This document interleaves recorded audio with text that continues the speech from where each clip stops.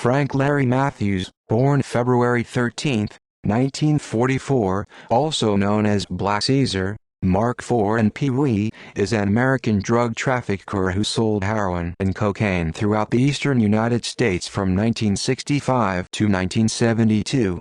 At the peak of his career, he operated in 21 states and supplied drug dealers throughout every region of the country.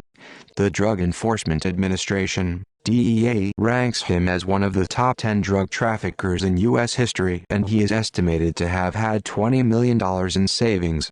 He led a flamboyant lifestyle, with luxury homes, vehicles and clothing, along with prime seats at sporting events and regular trips to Las Vegas, Nevada to launder money and gamble. Matthews hosted an African American and Hispanic drug dealers summit in Atlanta, Georgia in 1971 and another in Las Vegas in 1972 to discuss how to break the American mafia control of heroin importation. Matthews was arrested in 1973 on tax evasion and drug charges but disappeared and has been a fugitive from justice ever since. Early life. Matthews was born on February 13, 1944 in Durham, North Carolina. His mother died when he was 4 years old and he was raised by his aunt, Marzilla Steele, the wife of a Durham police lieutenant. He was nicknamed Pee Wee and attended the East End Elementary School but dropped out of school in the 7th grade. At age 14, he led a teenage gang in stealing chickens from local farms. When confronted by a farmer, Matthews assaulted him with a brick. He was arrested in October 1960 and served a year for theft and assault at the Raleigh State Reformatory for Boys in Raleigh, North Carolina. Upon his release, he moved to Philadelphia, Pennsylvania, where he worked as a numbers writer. In Philadelphia, he made contacts that would become his future Philadelphia drug connections, including Major Coxon and members of the Black Mafia. He was arrested in 1963 and avoided conviction by agreeing to leave Philadelphia. He moved to the Bedford-Stuyvesant area of New York City and became a barber, collecting numbers as he had in Philadelphia, as well as working as a collector and an enforcer. Career. In 1965, Matthews grew tired of the numbers game and began to transition into the heroin drug trade in order to make more money. In the early 1960s, the main supply of wholesale heroin was the Italian mafia through their famed French connection. Matthews attempted to partner with the Gambino family and Bonanno family, both part of the 5 families that controlled organized crime in New York City since the 1930s. However, both organizations declined. From his days in the numbers game, he knew of Spanish Raymond Marquez, a prolific Harlem numbers operator. Marquez put him in contact with El Padrino, the New York Cuban mafia godfather Rolando Gonzalez Nunez, a major Cuban cocaine supplier, shortly before Gonzalez fled to Venezuela because of an upcoming indictment in the United States. Before fleeing, Gonzalez sold Matthews his first kilo of cocaine for $20,000, with a promise to supply more in the future. This relationship expanded into a lucrative and expansive drug trafficking network. Gonzalez began sending Matthews large loads of cocaine and heroin from South America. Matthews expanded on this and, within a year, was one of the major players in the New York drug business. Realizing the need for diversification, Matthews would continually seek out new sources of supply for narcotics, willing to do business with anyone as long as the product was sufficiently pure. Matthews also developed a cocaine dependence that grew along with his business and power. By the early 1970s, the Matthews organization was handling multi-million-dollar loads of heroin. The IRS estimates that he earned over $10 million in 1972. According to the DEA, Matthews controlled the cutting, packaging, and sale of heroin in every major East Coast city.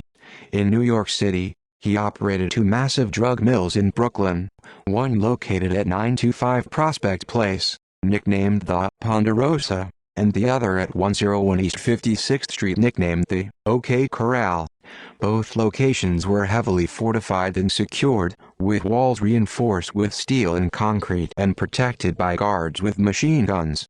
Besides controlling the retail sale of heroin, The organization supplied other major dealers throughout the East Coast with multi-kilogram shipments for up to $26,000 per kilogram.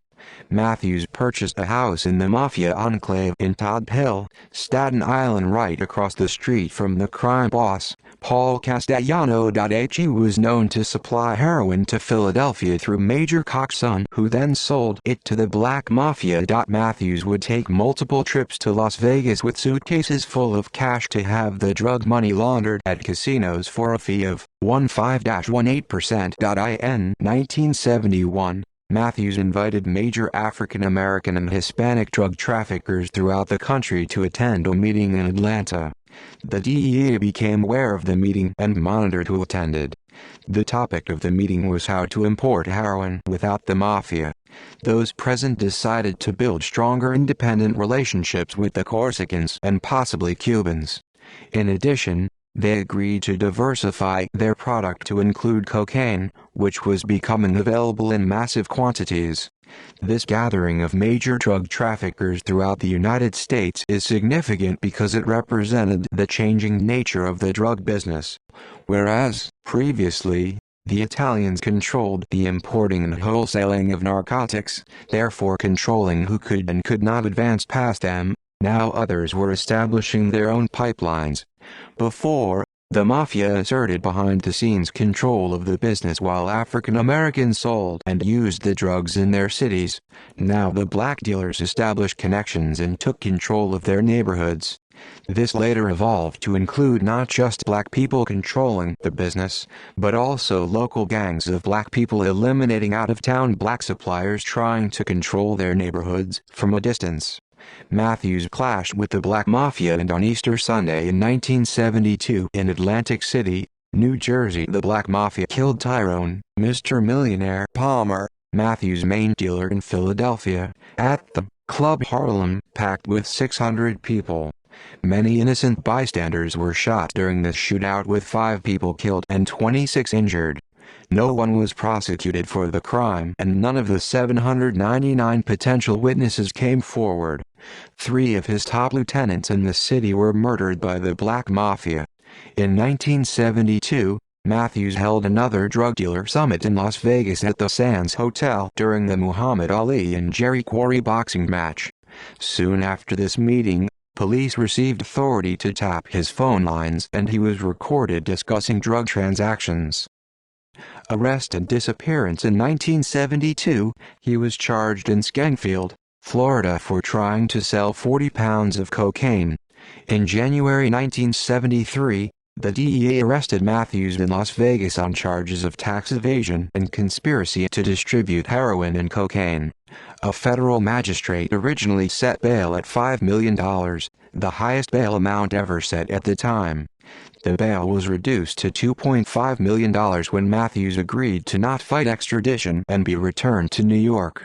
After a few weeks in detention in New York, his bail was further reduced to $325,000.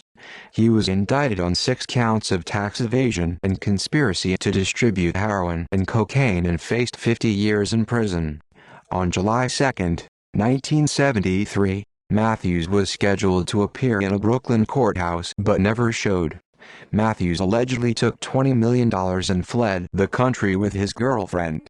He left behind his common-law wife, their 3 sons and their Staten Island mansion, and was never seen again. The FBI placed a $20,000 bounty on Matthews, the highest set by a federal agency since the FBI placed the same amount for the capture of bank robber John Dillinger.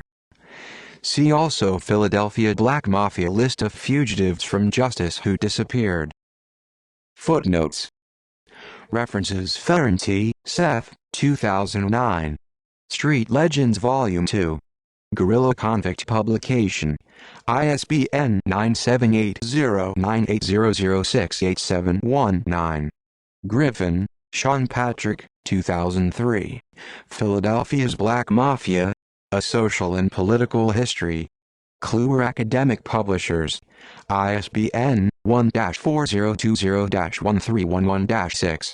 Mallory, Stephen L. 2007. Understanding Organized Crime. Jones and Bartlett Publishers. ISBN 978-0-7637-41082. External links: IMDb, The Frank Matthews Story documentary on the life and times of Frank Matthews, 2012.